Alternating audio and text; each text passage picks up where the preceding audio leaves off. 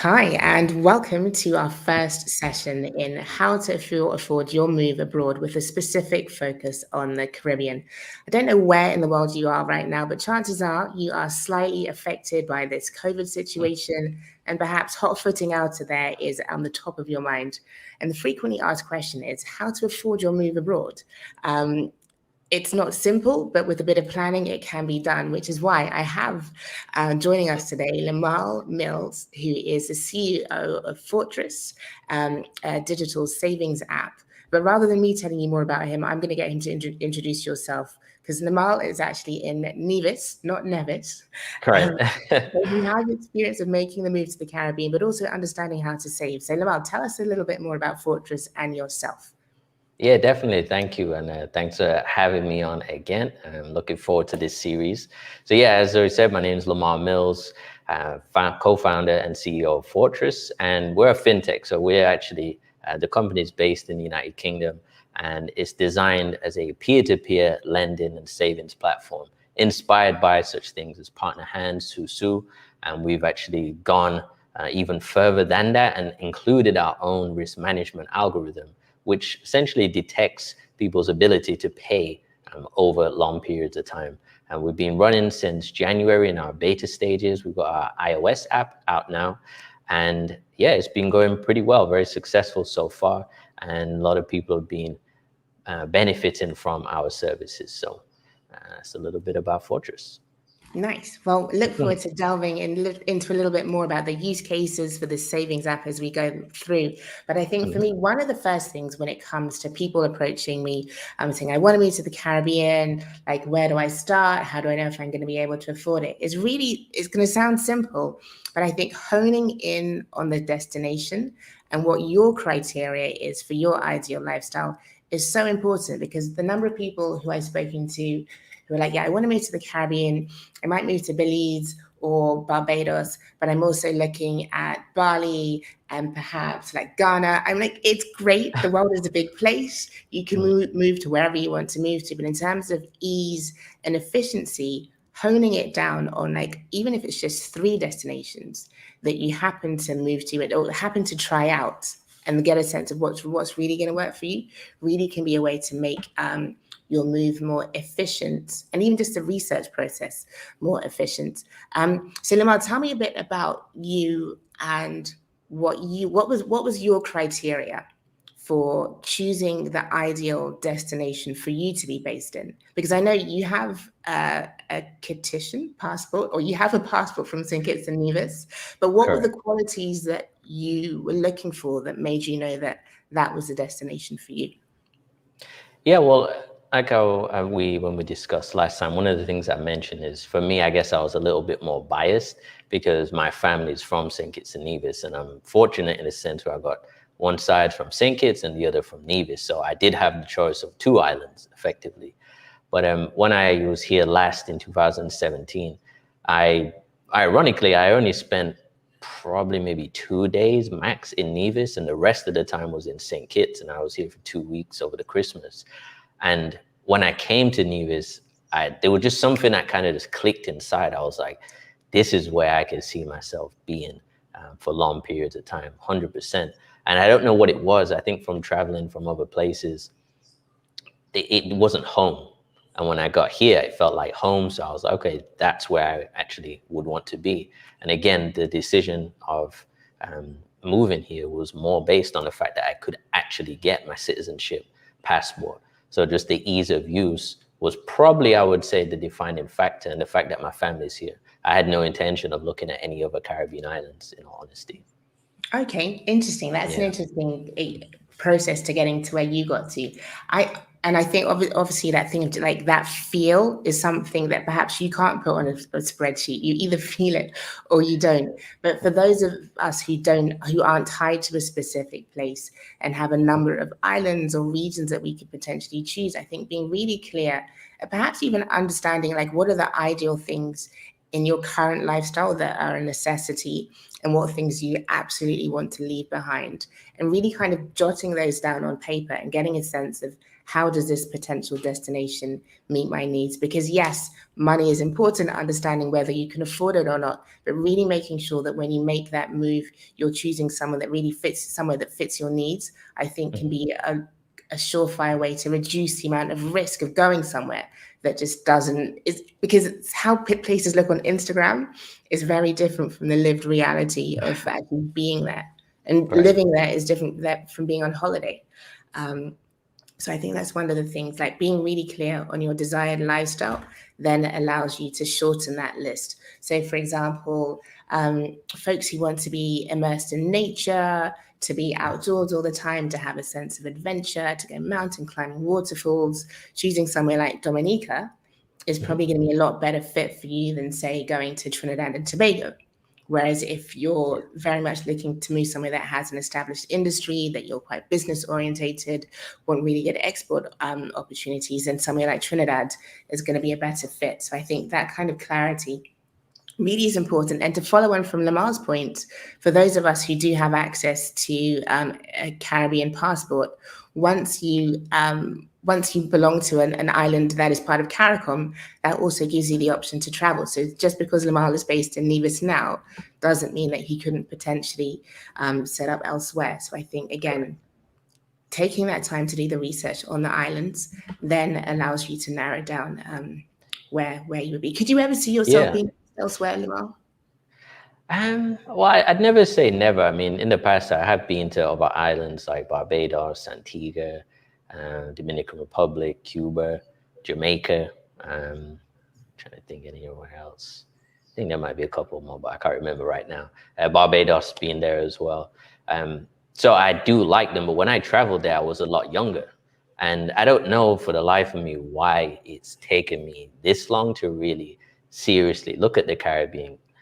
But after seeing it, I'm like, there is plenty of options, but I guess home is home.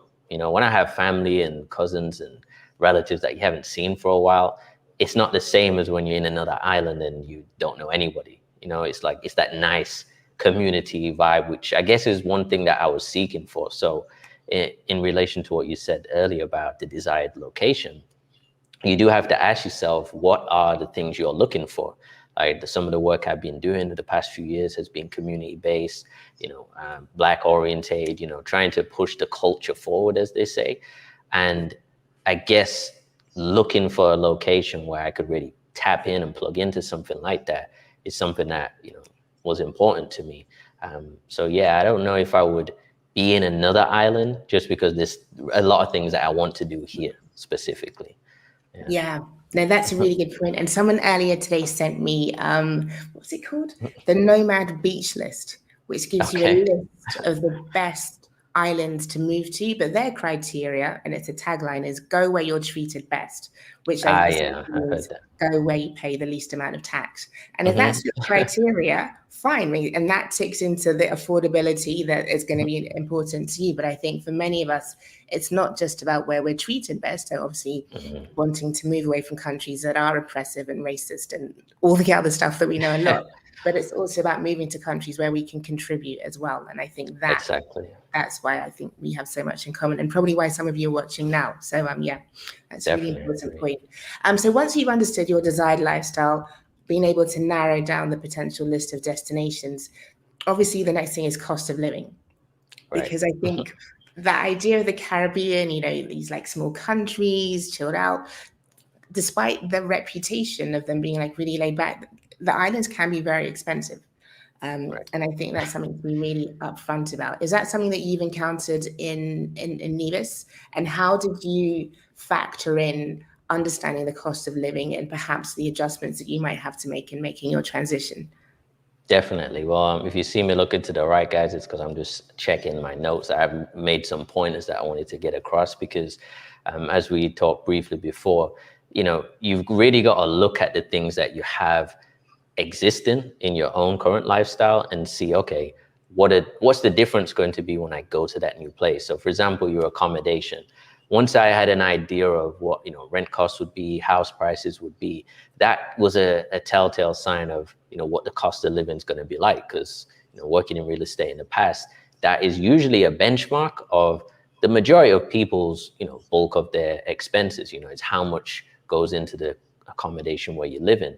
So getting an idea of that first did help me out because it wasn't like a shock to me.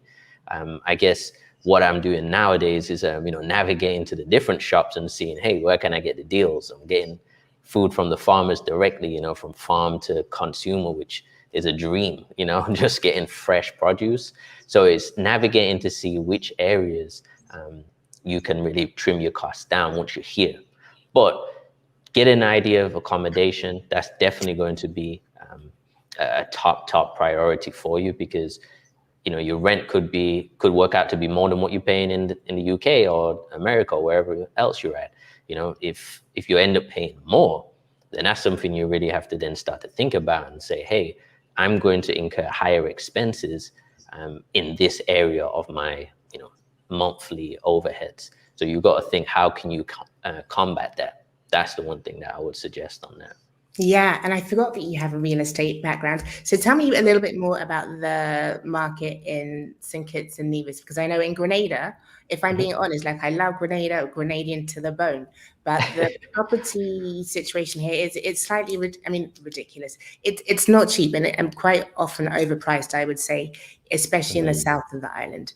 And I think that's a factor that folks have to reckon with here. So in terms of wanting value for money when it comes to renting or even buying, looking away from the city center, away from the town center, away from the tourist areas can often be a way to make sure that affordability can be something that is more manageable for you, but then also being further away from the areas that perhaps you might want to be, if you want to have gyms, if you want to be able to go out to eat. That's a payoff that you potentially have to balance. That's how I would describe the situation in Grenada. But in St. Kitts and Nevis, what's it like? Yeah, so again, I was studying this market for about 3 years, and I was actually monitoring a lot of properties that were on the market, getting sold, staying on the market. And I found, and especially being here now, that because it's not a full digital state, right? Some of the times people's websites are sometimes outdated, so the information could still be moving, but I realized that some of the pictures and the listings could just be there because people are not updating them as often. But what I did notice is that because of the citizenship by investment programs, there's like I would say like a cap of what certain real estate will be sold for. So that kind of does dictate how much properties will go for. Hence why sometimes you might find like, I'm not really getting a full amount of value with that particular property because of the type of property that it is, but it's because of these other programs that are in existence, which kind of keep the price point at a certain level. When you start looking at land and things like that, I know in St. Kitts and Nevis, the land options are very favorable, in comparison, let's say, to, Western countries where you're getting maybe £2,500 per square foot in comparison to, say, £3 or £4 per square foot. It doesn't take a genius to realize where you're going to get the most value for your money. I think that answers your question, right? Yeah. And so breaking it down, once you've got a sense of what the market is like, where's affordable, where's not, what was your approach, whether it's been the approach that you've used in moving to Nevis or in any of the other countries that you've relocated to? What has been your approach to making that segue? Because some people are like, I'm going to stay in a hotel for a month. Others might try to move to an Airbnb or to try and find the ideal property in advance. What has your approach been, and why did you take that approach? Definitely, it's a good question. I would say what I did is I went with what I knew first, which was I utilized Airbnb. Not used it for a few years, obviously, because of the pandemic, but I used Airbnb because I knew that was something where I could get just some tangible results and faster, right? I didn't have to think about, any extra information, just use Airbnb first. Once I get onto the ground, boots on the ground, then I will navigate and find more suitable local options. I was speaking to brokers here before, but again, one of the things I've been told is that, there's that local price and then there's a overseas type of price, right? So factoring that in, I was like, okay, I'm just going to wait. I got family members that I can speak to and get the, the scoop. So knowing people or actually having conversations with somebody that's on the ground, that does help. because I have a contractor who I'm friends with now. We've been speaking for a few years, getting information and updated data. That helps. But yeah, utilizing Airbnb. Then once you get on the ground, look for the local options, because I ended up getting a decent place. Like I literally gone from a busy road apartment to an apartment with ocean views now. And literally, full transparency, I'm probably paying maybe, I don't know, maybe 60 to £100 more than what I was paying in the UK, right? Wow. So value for money, it does go a long way if you just can really just rough it a little bit and pay a little bit more in the beginning. But then once you get on the ground, then you can find the gems, and just ask, don't be shy. Right. And so in terms of planning, how long did you book at your Airbnb for? And did you ever consider staying at the Airbnb for like a week and then trying to renegotiate and getting a discount for a longer stay? Like what was your technique? Yeah, so, well, I guess I do things slightly different than most, but I think I booked my Airbnb probably about, I would say about 3 weeks before I actually flew. So it was pretty close. My intention, actually, I'd booked it till I should have still been there now. I was due to move the first few days into September, but what happened was the internet just wasn't sufficient for me at the time, and I was struggling. I had fraud done on my credit card, and then I had fraud done on my bank card, and I'm just like, oh man, what's going on? So it's costing me to make calls. So I actually had to leave the Airbnb sooner rather than later, just to find somewhere else, because the internet just wasn't sufficient. So you got to bear that in mind too. And the lady did tell me, she said, if I knew you was doing or being here for business, then I would have said the internet probably isn't the best for you. So that's another thing. Ask how good the internet connection is. But the caveat is, somebody could say, oh yeah, it's decent. But what does decent mean? If I'm running code and downloading certain things, I need like Ethernet, right? I kind of operate on Wi-Fi. It's just not going to work. So that's one thing you got to factor in. Yeah, and I think that's something that Airbnb is working on, understanding that there are more and more folks who are going to be remote working, whether it's from the Caribbean or anywhere. And what they're really doing is encouraging properties to, whether it's putting a screenshot of the upload and download speeds. But yeah, for sure. Like for me as well, I can't feed myself if I don't have access to the internet. So for me, it's an absolute must. Yeah. Making sure that you do that research is really, really important. And I think your experience of moving into an Airbnb, then getting that local knowledge to be able to understand, okay, where do I want to be? Where can I get better deals? That will work in Nevis, it will work in Grenada, it will work anywhere. And I think that's a really, really useful approach. And rather than thinking, I need to like find the ideal property before I get there, making use of that sort of short-term accommodation that's cheaper than a hotel and probably closer to the residential areas that you might be considering. I think that's exactly. Yeah, because another thing to factor in is that if you're new to a place, like I won't say I'm new here, but I've never lived here before, so I am relatively new. But being in a location where I was, it was close to Four Seasons, close to the beaches that I knew. It was close to a few landmarks that I was familiar with. Again, if you're driving, you can get around and figure it out. But I think it's good in the interim just to be in like the hot spots. So you can just get familiar with yourself first and just figure out, your bearings. And then once you've done that, then, the world is your oyster, I guess. And you can actually get a lot of knowledge from speaking to the people who even host. It turned out the lady, she was from the same city as me. She was from Leeds, which, was pretty cool. She was telling me about, her story and things like that. So you can get a bit more intelligence when you tap into resources like that. Yeah, for sure. And I think also like you can watch so much stuff on YouTube, you can like check out listings online, but there's nothing like doing an actual test run in your desired location to get a sense of whether it works or not. So yeah, we spend a lot of time talking about property, but I think it's kind of a fundamental. It really, really is. And then looking at cost of living, understanding if you're someone who does have the option to choose between islands, understanding the really wide variety in cost of living from, I keep on saying island to island, but I'm forgetting Guyana and Suriname, which are not islands. So forgive me for those of you watching from those destinations. But yeah, understanding how that varies is really, really important. So for example, the Bahamas and Barbados pricey, probably more more costly than your average cost of living in the UK or the US. Whereas Belize, Suriname, the cost of living is far lower. Land is cheaper, food is cheaper.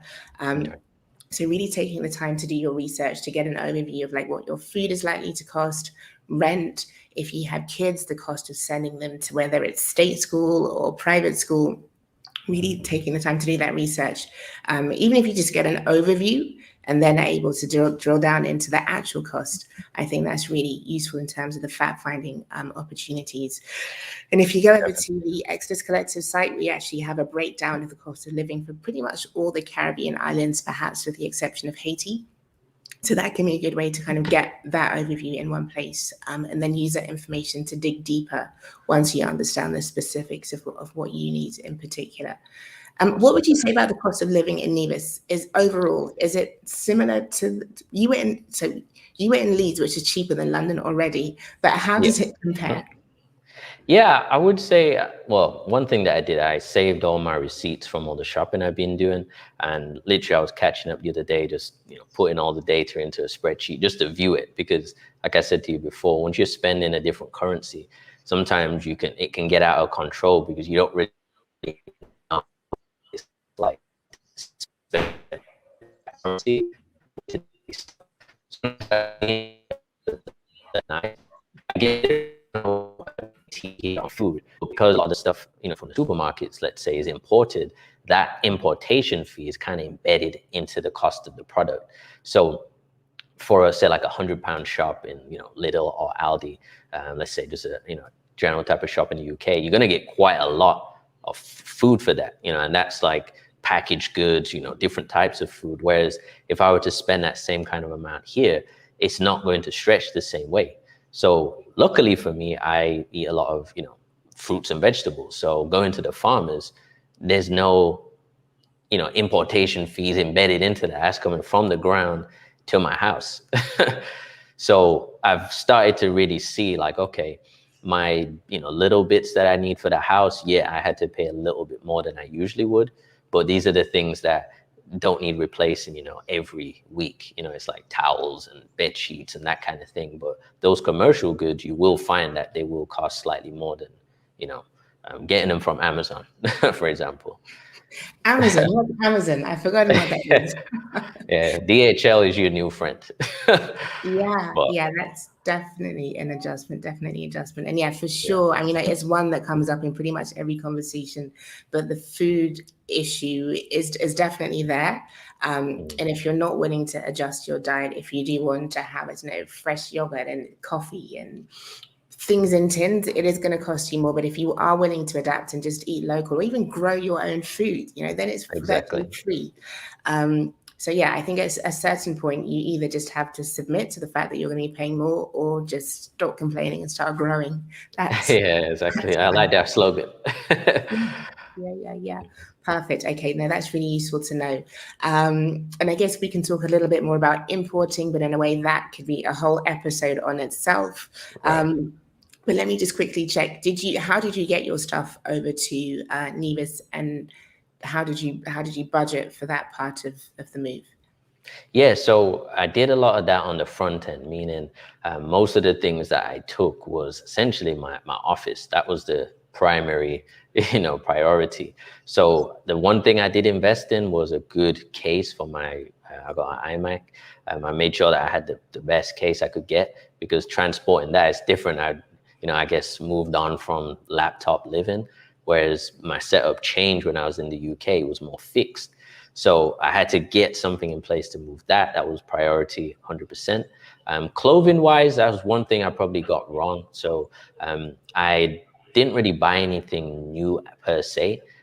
I bought a couple things, but it was just enough for me to, navigate and go from there. But when I got here, I realized, oh man, these clothes are just not suitable. Like I'm just too hot, full stop. So I didn't really spend too much in terms of moving. The thing that has probably cost me the most is just like smaller items. So like I said, DHL is my new best friend, but it's a expensive best friend, let's say, right? Because I'm still waiting on a package that was sent from just usual post office methodology or method, sorry. Still waiting for that 6 weeks, nearly 7 weeks in. Wow.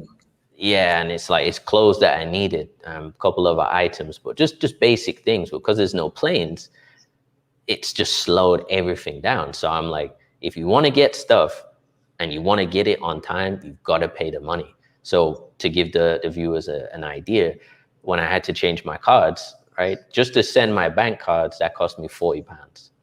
Wow. And that was like maybe a 3-day turnaround process. But again, I'm not going to send my cards with regular post office if it's not going to get there. Right. So there's just a time where you have to say, you know what, I'm going to have to pay the money. It hurts, believe me, but you know, you have to do it. Again, with my my chair, my office chair, that's an integral part, as I told you. And I had to sell my chair because there was no suitable options to get it here for a reasonable price. And then I had to buy another one from Amazon US, ship it to a service that goes to Florida, and then from Florida to Nevis. And I'm still going to have to pay, you know, I think maybe £300 average for the import fee. Wow. But I made some of the money back from selling my old chair, but the duty, you cannot get around it. So you can try and, you know, magic it here, but it's not going to work. Like there's just some fees that you cannot avoid, unfortunately. Unless you're planning like a year or so in advance, but that's been hard to do. No, that's definitely one area that I feel that I dropped the ball on when it comes to the actual cost of moving. That's why my cost of living, I understanding what I needed to save as well. But the actual process of moving is way more expensive than I would have thought. So even just endless amounts of packaging, then the cost of shipping, the cost of the materials for shipping, how much a barrel costs, how much it costs to build a crate, whether you're going to get a company to take the crate from your house to the shipping agent, whether you're going to hire a van to do it, all of that stuff. And I think for me, towards the end, because my move was so quick, it happened so fast. I was just like spending. Yeah. And to be honest, I'm too afraid to sit down and calculate exactly how much I spent, because I know that it's a ridiculous amount. So that's one thing that I would definitely recommend people to look into, is if you are going to be traveling with more than a suitcase, if you are going to be sending stuff over, actually sit down and do those costs. Figure out, is it going to be cheaper for you to do everything yourself? Is it going to be cheaper for you to hire a company to do it all for you? Because for me, I know that I was planning to send a barrel. Then I realized that I needed a crate. Then I realized I needed another barrel. And it just really adds up.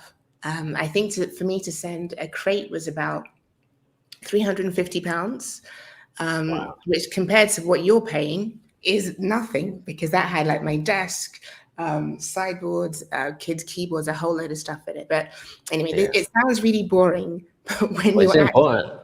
Exactly. When you're doing it yourself, it's those sort of unforeseen bits that actually taking the time to map that out is really important. And for me, I chose to do it myself.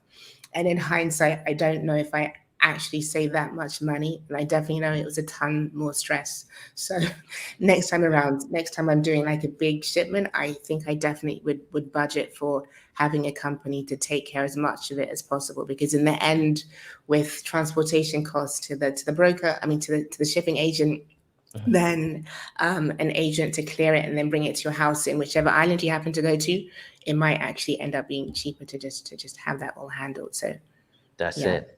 And you know, if you don't, just to add on that, I guess if people don't actually factor that in, then the cost will skyrocket, because you can get as much information again online, but you know, the Caribbean is slightly different. You know, it's not as flexible when it comes to information being online, which is changing, but it's going to take some time to, you know, get it to the same type of infrastructure in the West. So I would say also, you know, think about the things that you really need and the things that you could do without, right? So, you know, you might be thinking, oh, I really need to take X item and this and this and this. But when it comes down to it, you're going to look at the cost and be like, hey, you know what? This is costing way too much for this specific item. Could I maybe sell it and maybe buy it, you know, on land if possible, or look for the, you know, the most alternative options? That's what I would strongly suggest, because there is stuff here 100%. It's not like it's destitute? Not at all. It just might not be to your specific taste, your preferences. So factor that in. Take the things that you really need and you cannot do without, and then try and work around the other stuff. That's what I would suggest. See, I would say the total opposite. I would say take everything, take everything that you want, because the frustration of not just being able to buy what you need, knowing that you've left. Yeah, for me, I'm having like, why did I not pack that wardrobe? But I think I was planning to be minimal as well, but I think realizing that there is no IKEA, there is no Habitat, there is no like quick, easy fix. That's tricky. But then I guess the other option is to support the local economy, work with a carpenter, build something from scratch. So that's now the option that I'm looking at. But true. But just one thing on that though, Zoe, even going back to the accommodation piece, see, if you are smart with where you actually find where you want to live, you might actually get something that's furnished, right? Yeah. And because of the current climate, you can make deals, right? So I knew that coming here and getting an unfurnished place, that's just not going to be feasible. It's going to cost me way too much money. I'm going to drain a lot of capital, in the first few weeks, and it just wasn't feasible. So again, looking around, spending that time to sort out Airbnb so you find for a while, and then as soon as you're on the ground, start looking, go on viewings, check out different places. Even if you think it's not an area that you might like, you might actually get to the property and think, oh, you know what, this actually makes more sense for me financially, because it's got couches, it's got tables, it's got cutlery or whatever, all the things that you don't think about when you're moving into a new house. Right, there's still those little annoying things that cost more, like cleaning products and bed sheets and brushes and mops. Right, it's all the little things that you're not going to just smash in your suitcase. Yeah, no, absolutely. And I should have explained, in my context, I'm actually renovating 2 houses. So yeah, don't do that. That's not as smart. Yeah, hence needing a whole load of stuff. So yeah, we've kind of got a lot of detail in terms of cost of living. And for those of you watching, if you have questions, please do drop them in the comments and we'll do our best to answer them as we go along. But let's move on to immigration. So for you, your parents are from St. Kitts and Nevis, so applying for citizenship by descent was a straightforward option. Similarly for me, both my parents are from Grenada, so that was a pretty straightforward option. But one of the things I think is really useful for folks to be aware of is that the citizenship rules vary quite significantly from island to island. So, for example, in St. Kitts and Nevis, I believe that if your grandparents are from the islands, then you are able to apply for citizenship by descent. Similarly, in Jamaica, if your grandparents are from the island, you're able to apply. But for many other islands, it's only if your parents are from there. So I really feel that there should be an element of urgency among the Caribbean community to make sure that we are encouraging our young people to apply while they can before it's too late, because once that link is gone, for example, in the case of Grenada, that's it. You no longer have that option. Right. But what was the process? You've talked me through it before, but for those who haven't seen the video, talk me through your process of applying and how long it took. Yeah, definitely. So I was fortunate. I had a family friend actually help me out with the process. But when I came in 2017, I was there for 2 weeks. But even when I was there, I actually made sure I got my paperwork whilst I was on holiday. So I didn't really beat around the bush. As soon as I knew that was something I needed to do, I remember walking from the hotel through Frigate Bay and just taking in the sights, went and found the building, got the document, distributed them out to my family and said, hey, this is the thing that we need. And then after I got back, I was on it straight away. So within weeks, I'd already started my application. All in all, it probably took me about, I'd say about 8 months. That was just because I was sending things back and forth. And then there was a few issues where it was like I had to get somebody else to authorize the document, even though the document didn't say that. So there was all these little things of sending things and then waiting for them to come back. But the general process, when you're getting your documents on the UK side, you've got to wait for them. You might have to send off like, certain ID, and then wait for certificates to come back. And then once you get that certificate, you got to send off for something else. So there's a back and forth type of process that you have to factor in. I believe after I got my citizenship, that was probably around maybe 3 months. And then getting my passport, that was probably about another, I would say maybe like 6 months, 5 or 6 months, something like that. But to be honest, I'm trying to remember the reason why it took that long. I believe I started in March and had it by November. So the process, I started in about February, March, and then by November I had everything at that point. So yeah, it was a generally, straightforward process. You got to show the proof. My dad, he's from Nevis. He was born here. So it's just, making sure you just cross all the T's, dot the I's, whatever the phrase is, and send as much as you possibly can, because it's going to cost you to send documents overseas. And if you want to get them there correctly, before I did actually use the post office. Now I wouldn't, just because of the pandemic. I would ensure that you send it through DHL or FedEx, somewhere where you can track it. Because if you lose those, then you're really screwed at that point, and it will cost you a lot more. Yeah. And I think from talking to folks who are looking to relocate to Jamaica and other islands, I think like 3 to 6 months sounds about standard when you're doing it from the UK specifically, remotely. But for those of you who want a Grenadian passport, I say do it here. It took me 5 working days. Wow. So not forget weeks, forget months. You go in. This is me applying for my citizenship. The passport came through at the same time, so you do everything in one. Nice. You go to the passport office with your birth certificate, your parents' birth certificate. I think at times you might need like a proof of good character. I don't know what I used. I don't think I used anything, but either way, doing it in person is far quicker. It's cheaper. In Grenada, it's 250 EC. If you're doing it from the UK, it is around £220 plus a £25 shipment fee.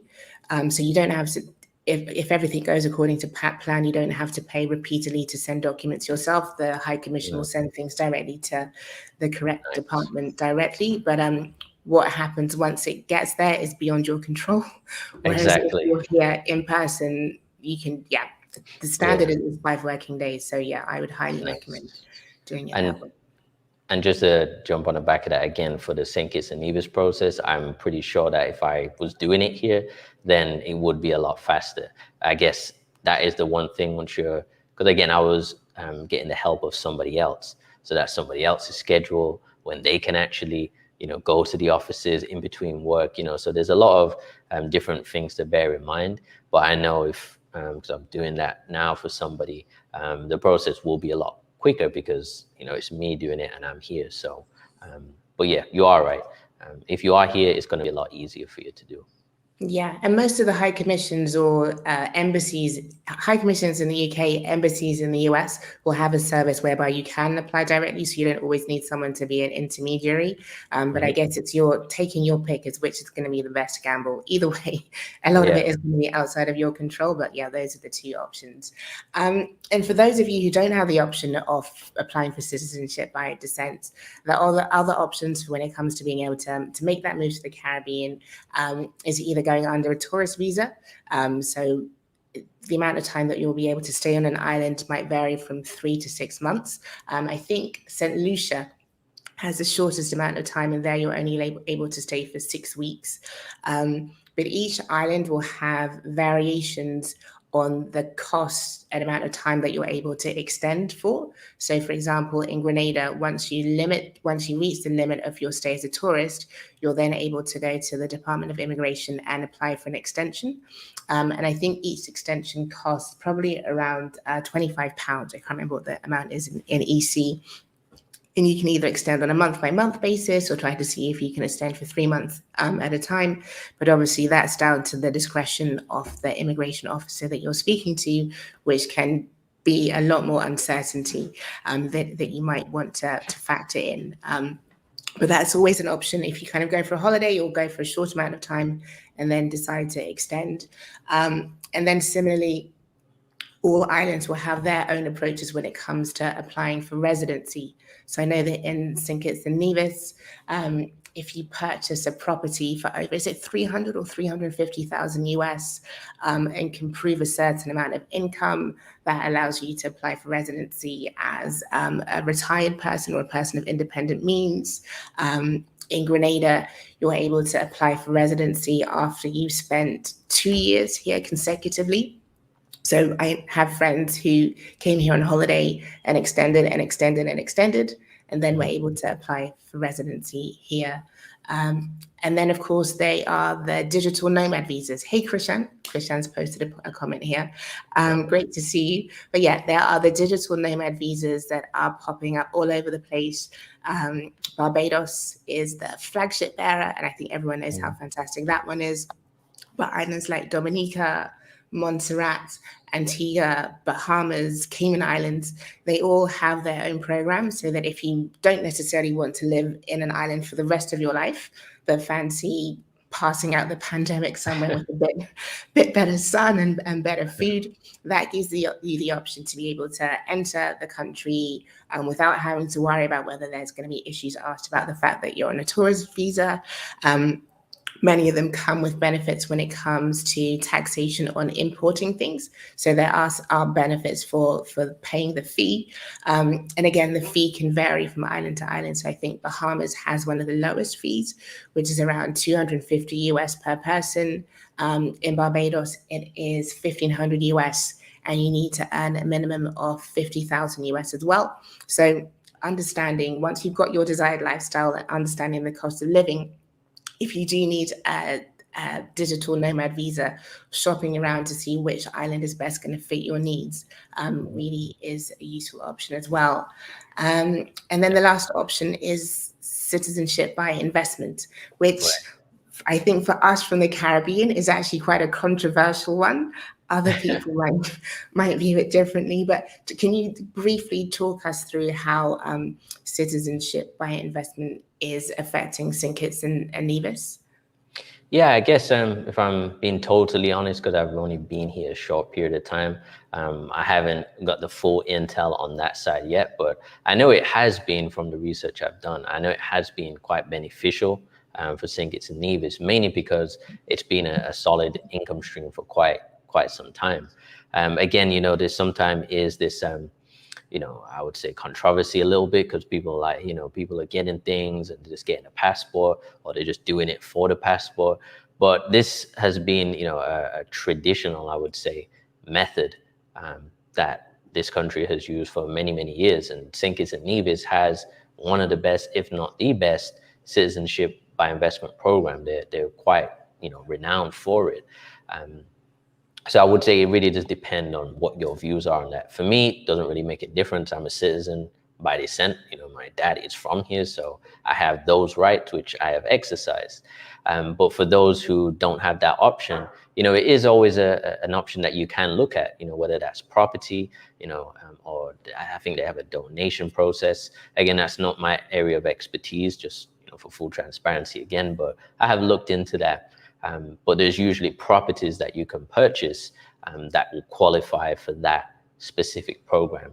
Again, you're looking at the six figures, 200, 250,000 and upwards. But it is an option for people to actually, get a passport that way. Really just depend on the individual situation.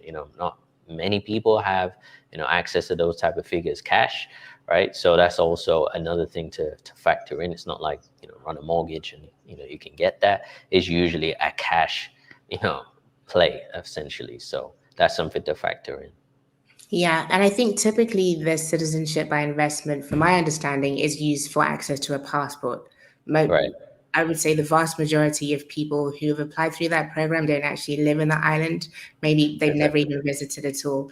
But I know that there is some concern about the potential for folks who are citizens to then have access to the government, and how does that affect voting and influence and accountability. But again, that's an entire series in itself. Yeah. Zoom back to the affordability angle, but I think understanding what your options are when it comes to, okay, this is a desired island. Can I actually live there? What's going to be the most affordable way for me to live there? Am I going to need a digital nomad visa? Can I wrangle a way to access through descendancy? I think that's really important, because I so many people contact me saying, I want to find a job in the Bahamas, but I'm sure lots of people from the Bahamas would like to find a job in the US or the UK, but there are immigration processes that need to go through. The government needs to protect their already fragile employment options for their own citizens. So understanding that just because, I know, you have a master's or whatever, 20 years experience, that doesn't give you the right automatically to settle in the country, and understanding what options are available to you really, I think, is going to be a way for you to narrow down into what's going to work for you, which is why remote working is always the option that I'm really keen to promote. Yeah, exactly. And, like you said, I would always say, look at the options where you can add value to the place that you're going, because you have to bear in mind, the economies of scale. It's a small workforce. It's a small pool of jobs that are available. And even so, most of the people who have those jobs, they're not exactly, hop, skipping and changing their job every year or 2 years. People are staying in these positions for long periods of time. So I would always encourage people, think how you can create jobs. Right? Because it's easy to just say, I just want to move somewhere and I just want to get a job. But those places that you go into, as you said, they're exotic, smaller locations where the infrastructure it's not the same as Europe or the States. So there isn't that wide job market where you can go and do a variety of things. You might be able to get a job, but it might not be what you want to do, right? That master's degree that you have or whatever, that might not be applicable in the place that you're going. So you have to really think about that too. Yeah, no, absolutely. And I think, for me, job creation is everything. And also thinking, okay, the number of options that you have on your plate, whether it comes to working in the UK or the US or elsewhere, versus the options that a local person is going to have. Do you really want to take that opportunity away from them when you could do something else elsewhere? So I think that's also something to be aware of. And I think, many people do move to the Caribbean and end up working for local organizations or companies, and kudos to you for doing that and bringing your skill set as well. But I definitely think understanding the impact that your entry will have for others, making sure that it's as least detrimental. That's probably not grammatically correct, but making sure that your arrival can be as positive as possible. I think that's something that folks really need to have in mind. So that takes us to our almost final point, which is ease of access. And I know that's probably a bit of a no-brainer, but actually understanding the logistics of getting from island to island, or from island to where you need to work or where your home is. I think that's really important, because I know that flight access can vary. So for example, it's super easy to hop on a flight from the UK or the US to Grenada, to fly direct to Dominica or Montserrat, less so. So I think that's also something to factor in, and also your costs when it comes to affordability. I don't know, what's the average cost of flying to St. Kitts?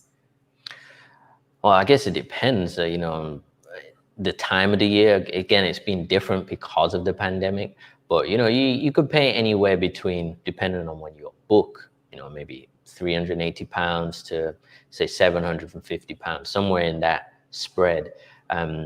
Depending on the route that you take, which is a good point, this ease of access, knowing the different routes that are available to that same destination will be helpful. So for example, I came via Antigua, and then from Antigua, I flew from Antigua to St. Kitts, and then St. Kitts to Nevis. But I did that route before, and it actually cost me way less than, my relatives who booked their flights who went directly.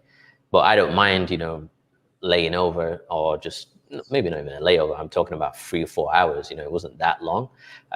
But just doing that type of route, could save you a couple £100, which you can then put to something else.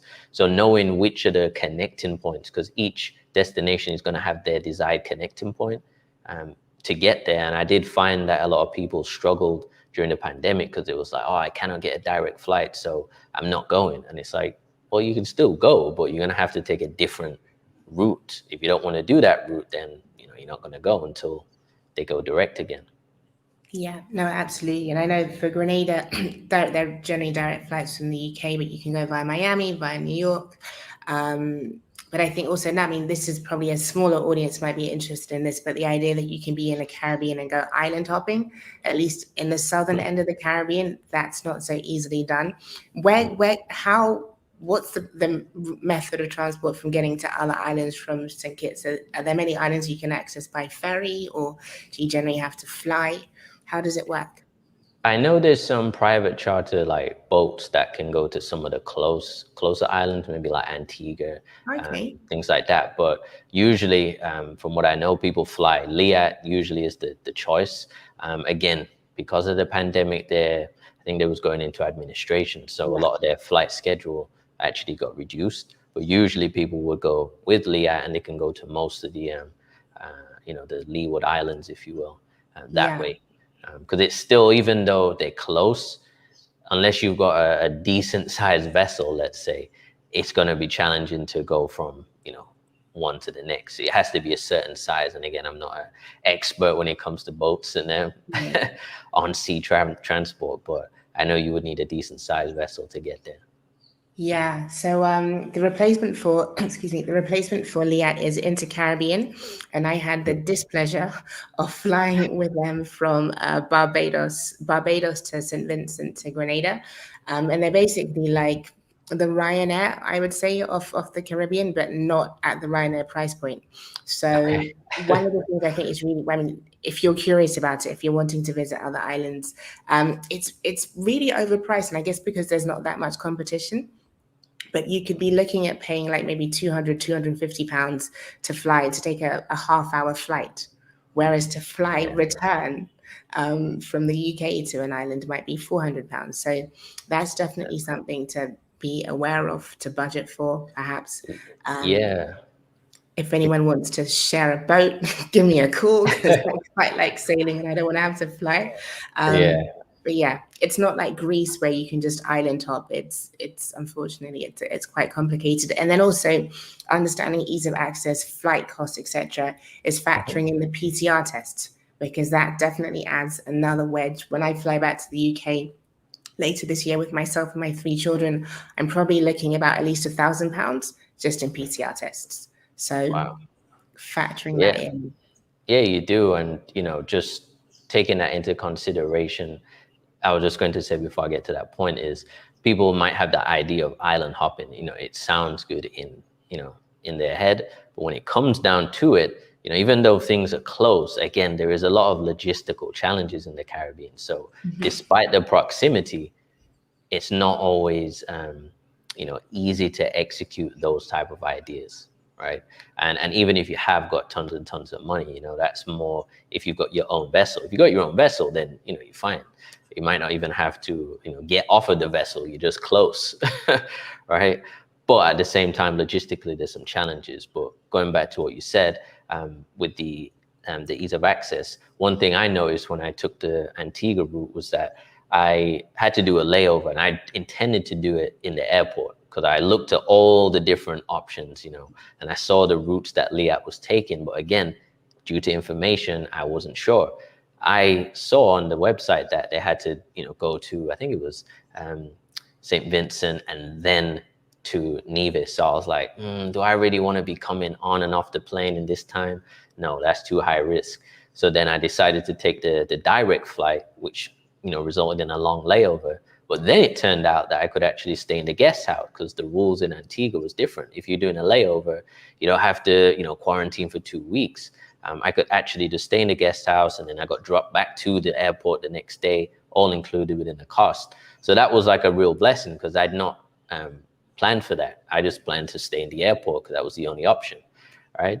But then if you really look at those things, look at the guest house options and check the rules, even just spend the £10, whatever it'll cost to make the international call. Because if you get that information directly, it will save you a lot of time and hassle once you're actually on the ground. But it's always different when it's in theory, when you're in the country of origin, to when you're actually there and you got all your bags, luggage, and you're sweating and you're like, I need food, I need money. You got all of these things that you're running through. So you want to make it as easy as possible. So, go that extra mile, I would say, to check the destinations. Yeah, and I would definitely say maybe perhaps take a day off work to just read through what has changed from the last time you saw, because it's not straightforward. I mean, at least knowing Grenada, it's not straightforward understanding that, because I was flying through Barbados, I also had to apply for permission to travel, even though I wasn't staying there. I was just in transit there. I mean, transferring flights there. So yeah, I think for the foreseeable future, the idea of just hopping on a flight and getting to where you need it, that's long gone. Making sure that you have all of your tests done within a certain time frame, making sure that you have all of your pieces of paper, and adding the cost of all of that to your budget, I think is something that I would definitely recommend. And it can change. Who knows what it's going to be like in a month's time, in 3 months' time. Hopefully the option to travel will still be there, but having that flexibility. And that's one of the things we're going to be talking about in our upcoming series with seminar, which is understanding risk and mitigating the risks that you might encounter with your move, is definitely something to keep in mind from early on. So we're rounding up, and we haven't had many questions, but we've had Krishan showing the love. Thank you, Krishan. Highly appreciate it. Krishan. If anyone does want to drop a question, definitely give us a shout, because we just have a few minutes left. But going back to the applying this information as to choosing your ideal destination and then beginning to budget and save, talk us through the applicability of Fortrese in helping folks who want to save for this move that they might be making. Definitely. So again, as I mentioned, Fortrese was inspired by an old method of saving money, right? And this whole partner hand, Susu, method, a lot of people know it, and it did actually help people get where they needed to get to, whether it was a property, back in the day in the 60s, 70s, and 80s. So what we have done is we've created a system that's built on top of that, but it's allowing people the opportunity to get affordable access to capital. So you might have people that, essentially want to have the same goal as you, like move abroad. So imagine if you're saving with, 12 other people, at some point in that course of 12 months, everybody's going to benefit from those collected savings. And it can be the difference because, at the moment we're capping how much we can save because we're in beta testing. But once we get to full operational levels, those savings can be quite substantial. That could be the equivalent of someone's monthly salary, right? That you would receive in one lump sum by only saving a small amount over long periods of time. So as we mentioned in this series, this episode, you're going to have a lot of costs. So you have to, first of all, just bear that in mind. Like moving to the Caribbean is going to cost you a fair sum of money. Even if you try and trim down and be as economical as possible, there's just certain costs that you cannot get around, unfortunately, because of the location and the distance. So having that extra backup financially, even using something like Fortrese will actually help you, because even if you don't get the savings, say in September, it's going to come to you in, say, December or January, at least you've got some money coming in the future that could actually really, make a difference to your financial situation. Nice. Yeah, no, I think the more you can save, the better. And we have a question from Liv with Joy, but I'm going to ask you a cheeky question that we hadn't discussed beforehand. Okay. But say you do get together that 1 month salary, what would you, of all the things that you can allocate your money to when it comes to relocating, what would you put that money towards? I would always, I guess, lean to investing. That's just my mindset, my mentality. So I was talking to a lady who owns a business here the other day, and she was telling me about the little things that she's investing in at the moment, just to kind of maximize her cash flow. She got a restaurant. Things are quiet right now, so she's had to pivot. And this is a lady in I would say late 50s, early 60s. It's hard to tell because she's Caribbean. She could be 35, right? But essentially, she's telling me that she's had to pivot to different smaller businesses to produce some cash flow. So I would say look at how you can then maybe reinvest that money to grow it, right? Because if you're saving, let's say, £100 a month, and then in one particular month with, say, Fortrese, you get a lump sum of £1,200. That's a decent amount of money that you can put into something to grow, whether that's in your online business, if you've got one, whether you have other, investment opportunities, or just generally to even stomach some of the costs that will creep up. That could be all your shipping costs, right? And if you didn't have to pay that yourself in one lump sum, right, like physically out of your own balance, then that will definitely make a big difference, because you're only saving a small amount over long periods of time. And that's how our product works. It's not designed to, burden people, because our risk management algorithm actually factors in all of the criteria. So you'll have to answer a few questions. However, before you get accepted, the algorithm will tell us if you will be able to sustain those payments over long periods of time. And unlike, usual lenders where they just take into credit score, right? We know that there are more data points that are going to be, beneficial to take on from an individual, which will tell us more about their financial profile. So we ask a variety of questions to help figure that out. So yeah, it could definitely make a big difference.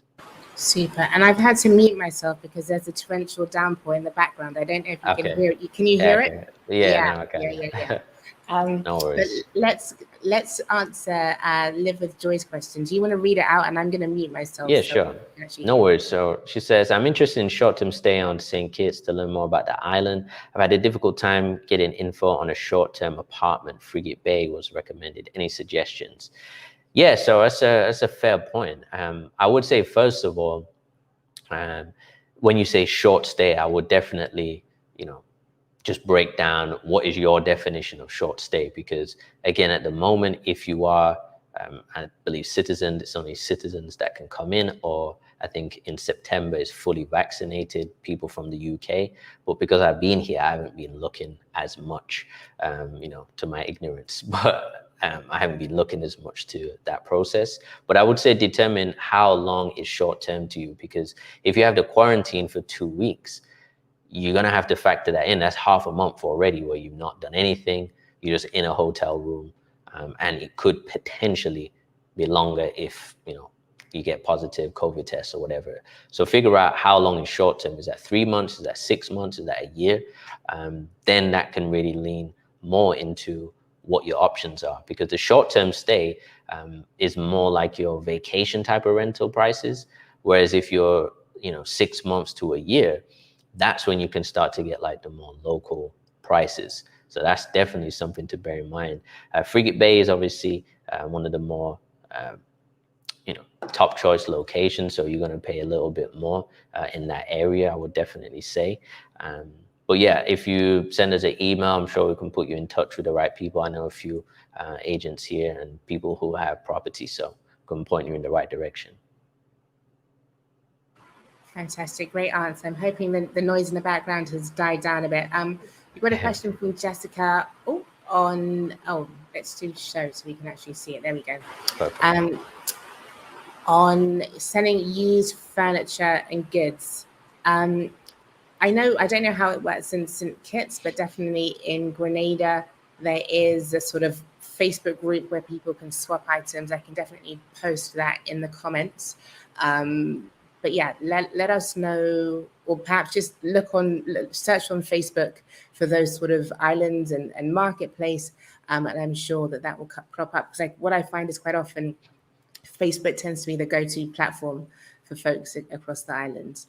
So I'm sure that you'll be able to find what you need there. Definitely. It's the same here. What I've seen is, there's some things changing in that space, but yeah, Facebook. I'm not a fan of Facebook, to be honest, because you have to sift through so much information and it's not always clear. Marketplace is slightly different, but again, what I've seen here is more just groups instead of marketplace. So that's one thing to bear in mind. Yeah, that's definitely a business opportunity in itself, isn't it? Sort of having a more efficient, user-friendly system for showing that sort of used goods service. But yeah, I think that's what I would suggest. So yeah, I'll post one for Grenada, or if there's any other islands that you're interested in, then maybe you could use similar search terms to find what you need. Jessica, I think I know you, and I think he might be looking at Jamaica as well. But I'll start with Grenada for now.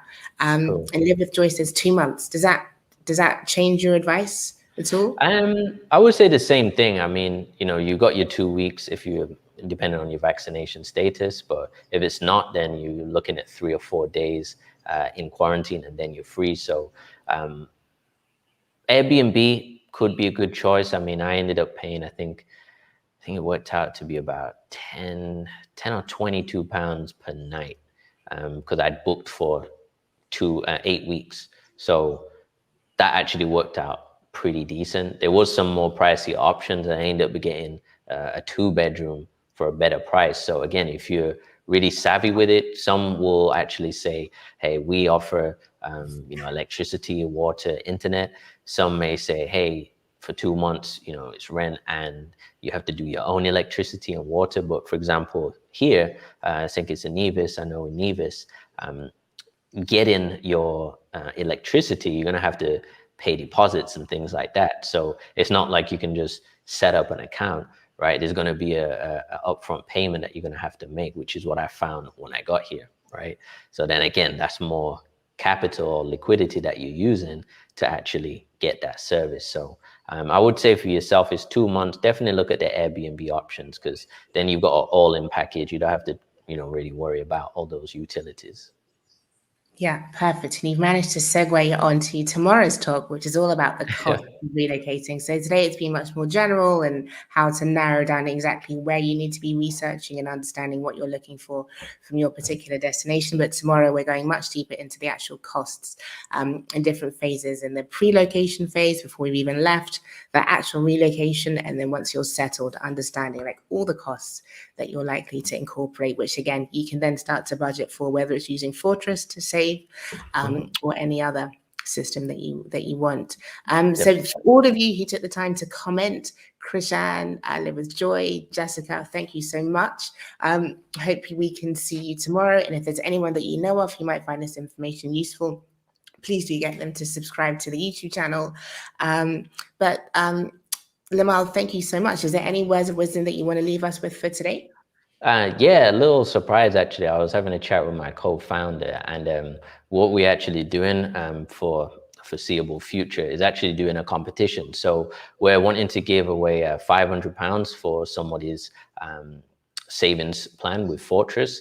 And to be in with a chance, you actually have to download the app, create a profile, that's name and picture at the minimum, to be in with a chance to win that £500 cash giveaway.